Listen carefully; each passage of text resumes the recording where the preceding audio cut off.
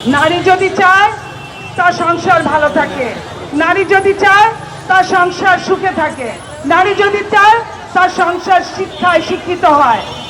সেই জন্য Napoleon Bonaparte বলেছিলেন, আমাকে একজন শিক্ষিত মা দাও, আমি তোমাদের শিক্ষিত জাতি দিব।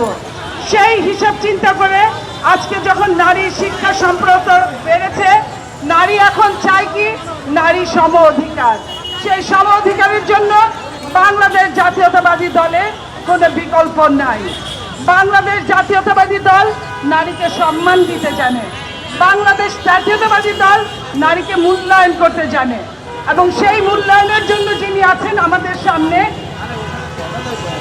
বর্তমান বাংলাদেশ জাতীয়তাবাদী মহিলা দলের সভানেত্রী জনাব আফরোজা আব্বাস।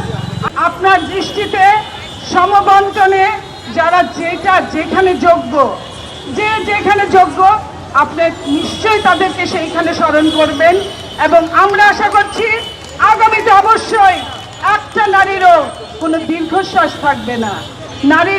নারীর হাসি মানে বিশ্ব হাসি, নারীর দীর্ঘশ্বাস মানে ধ্বংসের দামামা বেজে ওঠে। আমরা চাই না বাংলাদেশে আর কোনো ধ্বংস হোক, বাংলাদেশ খুশি থাকুক, বাংলাদেশ হাসি থাকুক।